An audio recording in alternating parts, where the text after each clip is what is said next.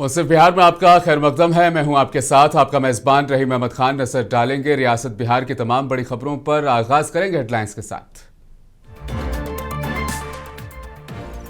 PM Modi ने किया बिहार चुनाव प्रचार का आगाज। जननायक कर्पूरी ठाकुर को नमन करने के बाद समस्तीपुर में लालू परिवार पर जमकर बरसे पीएम मोदी। बिहार में कानून का राज, विकास हमारी पहचान, समस्तीपुर में बोले सीएम नीतीश कुमार।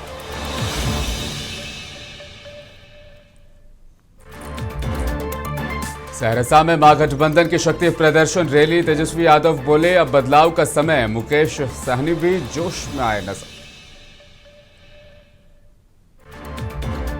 और छठ महापर्व की तैयारी में जुटा बिहार, नहाय खाए के साथ कल होगा आगाज। घाटों का लिया जा रहा है जायजा, प्रशासन भी तैयार।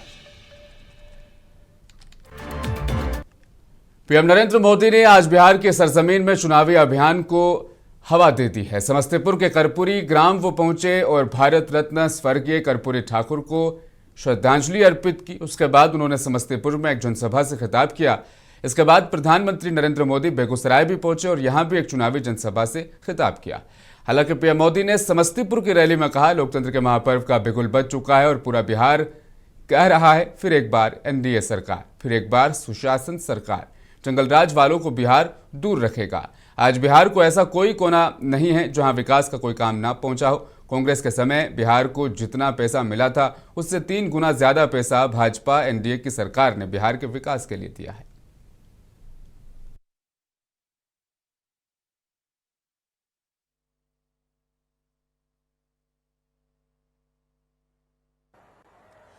आज बिहार का ऐसा कोई कोना नहीं है जहां विकास का कोई न कोई काम न हो रहा है। आप किसी भी दिशा में 50-100 किलोमीटर चले जाइए, आपको केंद्र सरकार या तो राज्य सरकार द्वारा कोई न कोई विकास का काम चलता हुआ दिखाई देगा। साथियों, एनडीए सरकार सड़क, बिजली, पानी, इंटरनेट, गैस कनेक्शन, इनको सिर्फ सुविधा नहीं मानती, ये सशक्तिकरण के, समृद्धि के भी माध्यम है। इनसे श्रमिकों को, इंजीनियरिंग को, मैकेनिक को, ऑटो रिक्शा, ट्रक, टैक्सी चलाने वाले को रोजगार मिलता है। किसान की, पशुपालक की उपज सही समय पर बड़े बाजार तक पहुंच पाती है और इसलिए बीते 10-11 वर्षों से ऐसे इंफ्रास्ट्रक्चर पर अभूतपूर्व निवेश किया जा रहा है। मैं आपको एक आंकड़ा देता हूं, लेकिन आप याद रखोगे क्या? मैं एक आंकड़ा देता हूं, आप याद रखोगे? जरा मुझे जोर से बताइए, आप याद रखोगे? इधर आप याद रखोगे? इतनी बड़ी माताएं आई हैं, आप याद रखोगे? कांग्रेस के समय में बिहार को जितना पैसा मिला था उससे 3 गुना ज्यादा पैसा भाजपा एनडीए की सरकार ने बिहार के विकास के लिए दिया है। बिहार चुनाव 2025 पर बिहार के सीएम नीतीश कुमार भी समस्तीपुर में पीएम मोदी के साथ मंच पर मौजूद रहे। सीएम नीतीश कुमार ने कहा जब से बिहार में एनडीए की सरकार बनी थी तभी से हम बिहार के विकास में लगे हैं। बिहार में कानून राज है, सभी क्षेत्रों में विकास का काम हो रहा है। फरवरी 2025 के बजट में बिहार में मखाना बोर्ड, एयरपोर्ट की स्थापना और वित्तीय सहायता की घोषणा की गई।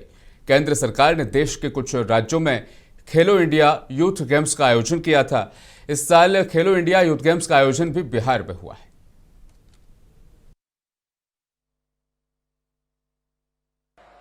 आप सब जानते हैं कि जब 24 नवंबर 2025 को एनडीए, जदयू, बीजेपी की सरकार बनी थी, तब से बिहार के विकास में सब लोग लगे हुए हम लोग, और राज्य में कानून का राज है। सभी क्षेत्रों में तेजी से विकास हो रहा है। चाहे शिक्षा हो, स्वास्थ्य हो, सभी काम हो रहा है। शुरू से ही महिला सशक्तिकरण पर जोर दिया गया है। हाल ही में महिलाओं के रोजगार के लिए एक नई योजना। पीएम मोदी आज जब समस्तीपुर पहुंचे तो उन्होंने जननायक कर्पूरी ठाकुर को श्रद्धांजलि भी दी। इसके साथ ही उन्होंने कर्पूरी ठाकुर के परिवार वालों से भी मुलाकात की। इस दौरान सीएम नीतीश कुमार भी पीएम मोदी के साथ मौजूद रहे। बिहार चुनाव के बीच आज 2 जिले यानी समस्तीपुर और बेगूसराय में बेहद खास रैलियां की गई। समस्तीपुर पहुंचने से पहले पीएम मोदी ने एक्स अकाउंट पर पोस्ट शेयर किया। पीएम मोदी ने लिखा था, भारत रत्न कर्पूरी ठाकुर जी को सादर नमन। आज मालूम हो, कर्पूरी ग्राम को लेकर कहा जाता है कि यह वही भूमि है जहां से समाजवाद और जनसेवा की मिसाल माने जाने वाले भारत रत्न जननायक कर्पूरी ठाकुर का नाम जुड़ा है।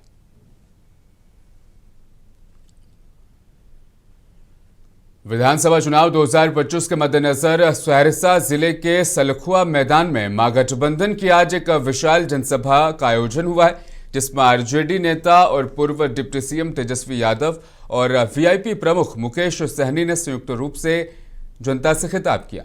सभा में उमड़ी भीड़ से उत्साहित दोनों नेताओं ने विपक्षी दलों पर जमकर निशाना साधते हुए कहा कि जनता अब झूठे वादों से तंग आ चुकी है और बदलाव का समय आ गया है।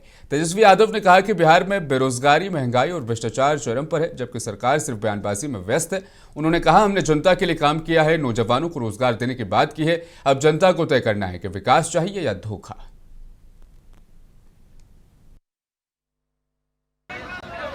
भ्रष्टाचार चरम सीमा पर है। आप दिल पे हाथ रख के कहिए, थाना जाते हैं, ब्लॉक जाते हैं, बिना घूस दिए कोई काम हो रहा है क्या?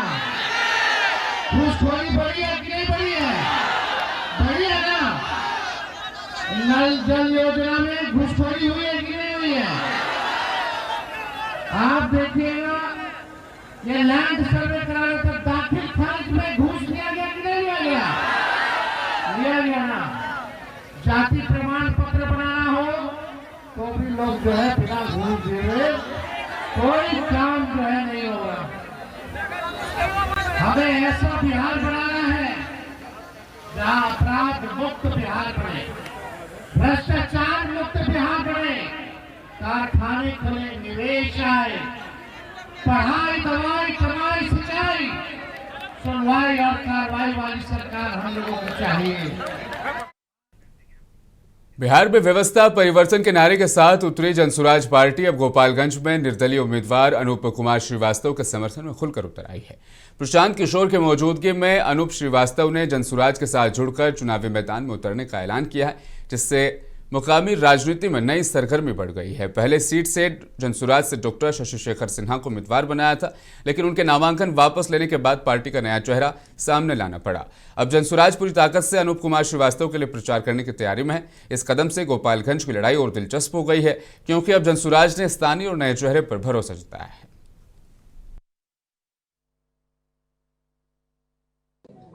मैं एक जमीनी कार्यकर्ता 1973 से एक विचारधारा को लेकर के और भारत माता को परम वैभव के शिखर पर ले जाने का जो सपना देखा था और मैं अनवरत काम करता रहा। मैं आपसे आग्रह करता हूं, एक सीट जिता दीजिए। आपकी चिंता पार्टी करेगी और मैं करूंगा।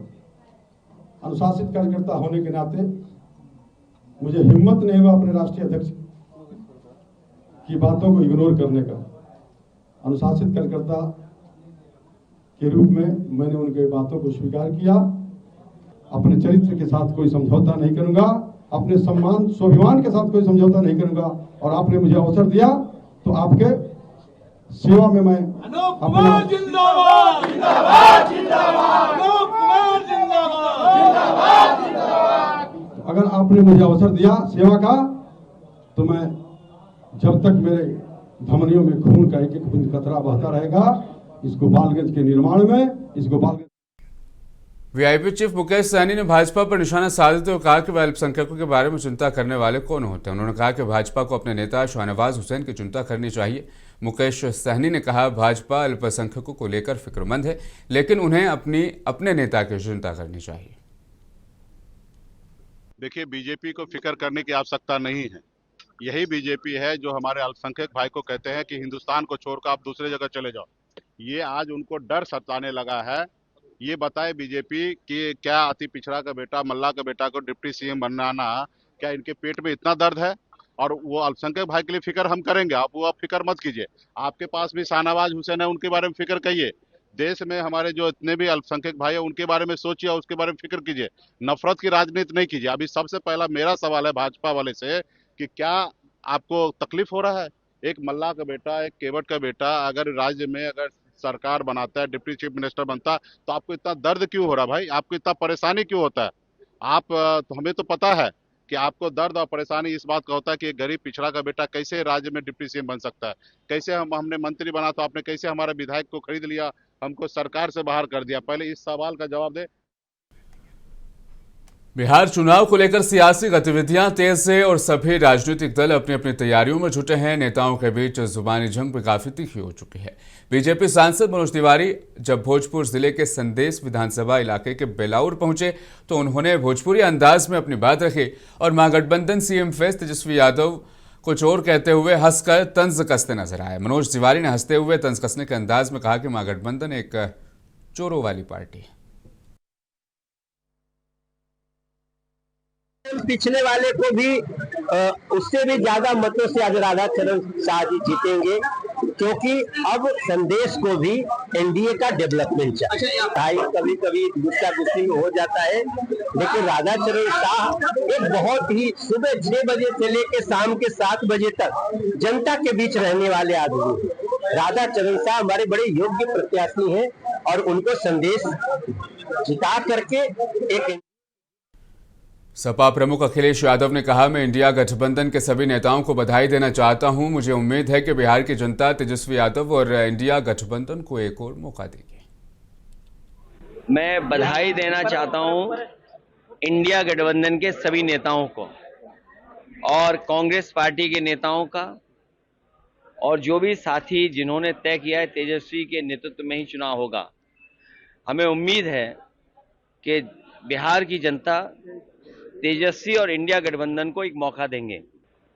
भारतीय जनता पार्टी और उनके सहयोगी लोगों को कुछ नहीं कह सकता हूं मैं। ये कोई डबल इंजन नहीं है इनका, ये झूठ के इंजन है। और राजस्थान में भी चल रहे होंगे झूठ के इंजन। उनके कई मैनिफेस्टो देख लो आप, जो दिल्ली के मैनिफेस्टो बने होंगे और राजस्थान के जो मैनिफेस्टो बना करके जनता के बीच में जो रखा होगा, और जब सरकार बन गई होगी। केंद्रीय गृह मंत्री अमित शाह ने आज सीवान में चुनावी रैली के दौरान आरजेडी प्रमुख लालू प्रसाद यादव और शहाबुद्दीन के परिवार पर तीखा हमला बोला है। उन्होंने कहा, शहाबुद्दीन के आतंक के बावजूद सीवान के लोगों ने कभी सिर नहीं झुकाया। अब लालू यादव ने उसके बेटे को रघुनाथपुर से टिकट देकर जंगलराज की वापसी की कोशिश की है। अमित शाह ने दावा किया, आज नीतीश कुमार और नरेंद्र मोदी की सरकार में कानून का राज है। चाहे 100 शहाबुद्दीन भी आए, किसी की हिम्मत नहीं कि सीवान के लोगों को नुकसान पहुंचाए।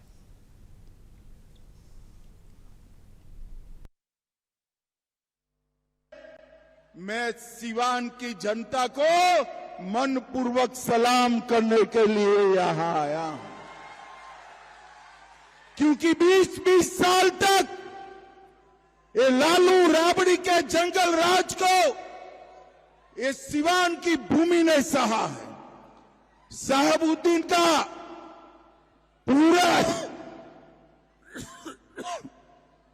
खौफ, अत्याचार, हत्याएं, ये सारा सीवान ने सहा है। भूमि लहलुहान हो गई, मगर सीवान वालों ने झुकने का नाम नहीं दिया। लालू रबड़ी राज को समाप्त। 20 साल तक एक category history sheeter Shahabuddin 75 case, 2 कारावास, ट्रिपल मर्डर, एसपीएस सिंगल पर हमला, चंद्रशेखर और 2 साथियों का हत्या, छोटालाल गुप्ता का हत्या, मुन्ना चौधरी का हत्या, व्यवसायियों के बेटे को तेजाब में नहला कर गला दिया था। मगर मेरे सिवान के बहादुर जनता साहबुद्दीन को कभी सरेंडर नहीं हुए, साहबुद्दीन को कभी सरेंडर। हमारे ओम प्रकाश जी बैठे, ओम प्रकाश जी आगे आओ। साहबुद्दीन के सामने ओम प्रकाश जी को आपने सांसद बनाकर भेजा। और भाइयों बहनों, आप सभी लोग एकजुट हो जाइए, एक मुश्त हो जाइए। बिहार विधानसभा चुनाव के मद्देनजर भागलपुर में सियासी बयानबाजी तेज हो गई है। गोड्डा से सांसद निशिकांत दुबे भागलपुर पहुंचे, प्रेस कॉन्फ्रेंस की और महागठबंधन पर तीखा हमला बोला। दुबे ने कहा, कांग्रेस के द्वारा तेजस्वी यादव को सीएम का चेहरा घोषित करना सिर्फ एक लॉलीपॉप है जिससे मतदाताओं को गुमराह किया जा रहा है।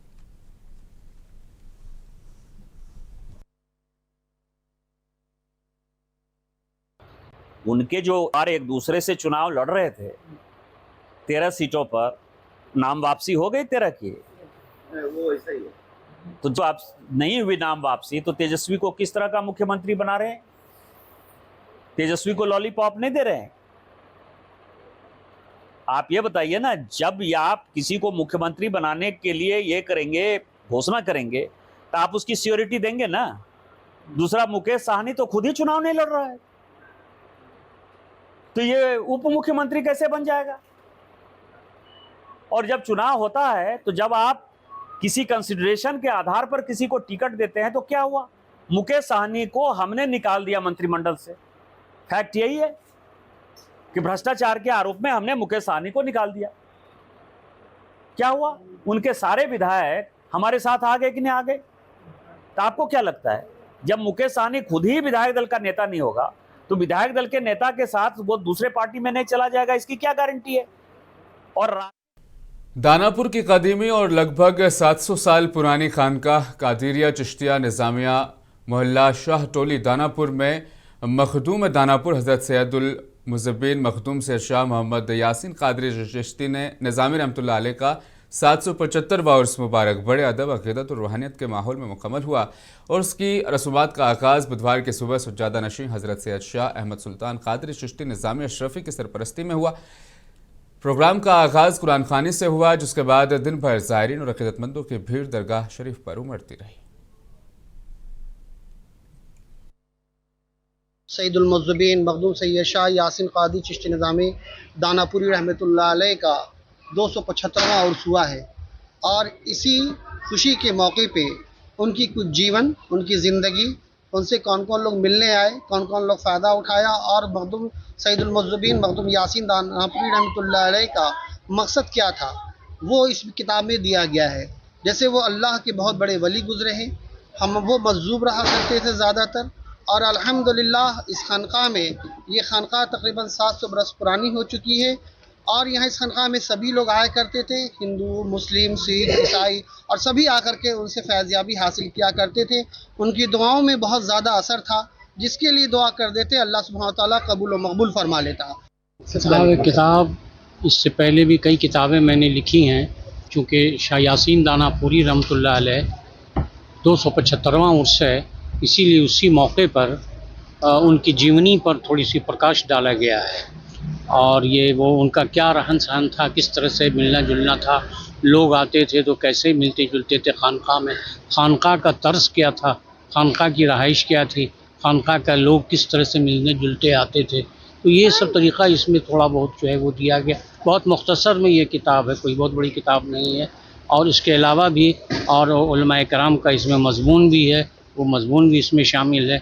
इसका असल मकसद ये है कि खानक़ाह हिंदुस्तान में जो सूफ़ीज़्म है किस तरीक़े से फैला, और सूफ़ीज़्म की जो असलियत है हिंदुस्तान में, जो इस हिंदू, मुस्लिम, सिख, ईसाई आपस में जो मेल मिलाप है, उसको इस चीज़ के ज़रिए से फ़रोग़ देने के लिए, उसको इस किताब के ज़रिए से फैलाने के लिए, ताकि हिंदू मुसलमान के इत्तेहाद मुल्क में बना रहे, इसी मकसद से ये किताब का कुछ पार्ट कुछ मुख्तसर तौर पर दिया गया है। आज यहाँ दानापुर खानक़ाह कादरिया चिश्तिया निज़ामिया में उर्स है हज़रत मखदूम सैयद यासीन दानापुरी का, और उस मौके पर ये इजरा हुआ है 6 माही यानी 6 मंथली मैगज़ीन है। अगला शुमारा फिर 6 महीने के बाद आएगा। इसमें तरह तरह के मज़ामीन हैं, टॉपिक है, कई उलमा के, मशाइख के, जिसको पढ़ के बिहार विधानसभा चुनाव को लेकर जहानाबाद जिले में प्रशासन ने तैयारियां मुकम्मल कर ली। जिला पदाधिकारी अलंकृता पांडे और पुलिस अधीक्षक विनीत कुमार ने आज एक ज्वाइंट प्रेस कॉन्फ्रेंस कर बताया कि चुनाव शांतिपूर्ण और भयमुक्त माहौल में संपन्न कराने के लिए सभी जरूरी कदम उठाए गए।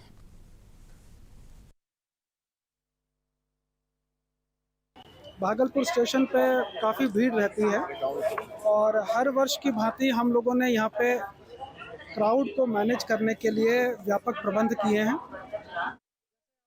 जहानाबाद जिले के जिला पदाधिकारी अलंकृता पांडे की क़यादत में स्कूली बच्चों के द्वारा मतदाता जागरूक एक रैली का आयोजन किया गया। डीएम ने कहा कि मतदाता जागरूकता रैली अस्पताल मोड़ से स्कूली बच्चों के द्वारा निकाली गई। गांधी मैदान तक पहुंची इस रैली के जरिए से उन्होंने कहा कि जिलेवासियों से अपील करती हूं कि 11 नवंबर को अपने वोट का इस्तेमाल करने जरूर पहुंचें।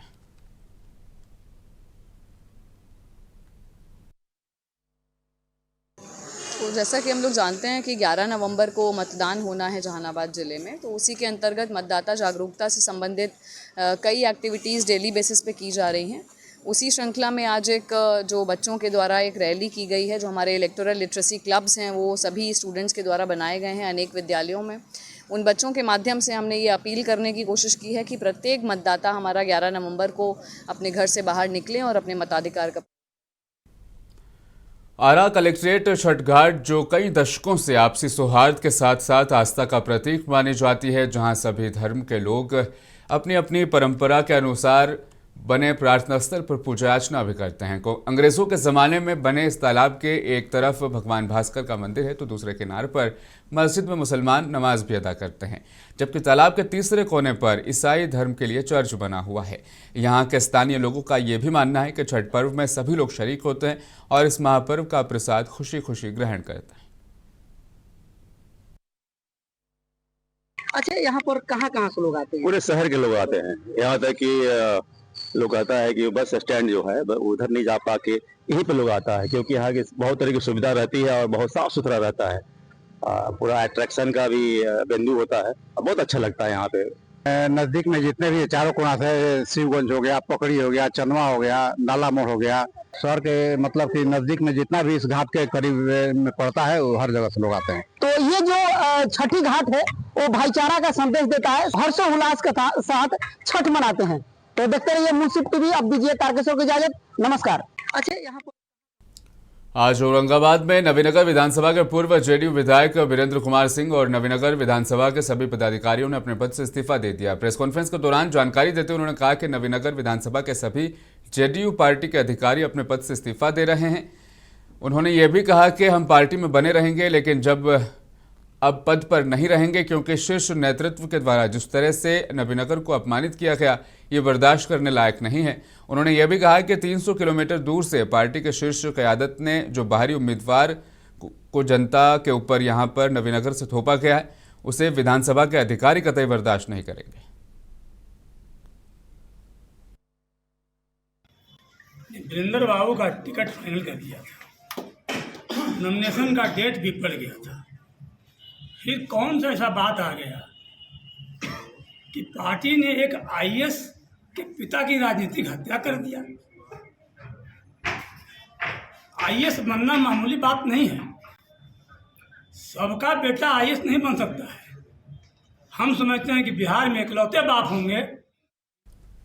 लोक आस्था का 4 दिवसीय महापर्व शनिवार को नहाय खाए के साथ शुरू हो जाएगा। इसे लेकर किशनगंज जिले में जोरों शोरों से तैयारियां चल रही है। छठ घाटों पर रंग रोगन साफ सफाई, पंडाल निर्माण आदि का काम चल रहा है। उसी क्रम में शुक्रवार को नगर परिषद अध्यक्ष इंद्रदेव पासवान ने शहर के रोईधासा स्थित रामजानकी छठ घाट सहित अन्य छठ घाटों का जायजा लिया। पूजा कमेटी और मौके पर मौजूद नगर परिषद के कर्मियों को जरूरी हिदायतें जारी की।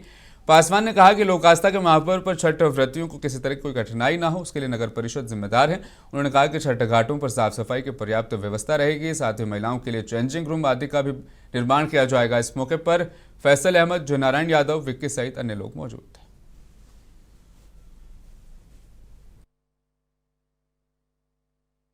जहाँ एक छठ आस्था का महापर्व है, वहीं प्रजातंत्र के लिए बिहार प्रजातांत्रिक रूप से महासमर की ओर बढ़ रहा है। ये चुनावी साल है और हम लोगों को इसका भी ध्यान रखना। मुंसिफ बिहार में आज के लिए फिलहाल बस इतना ही। मुझे दीजिए इजाजत। आप बने रहें मुंसिफ टीवी के साथ।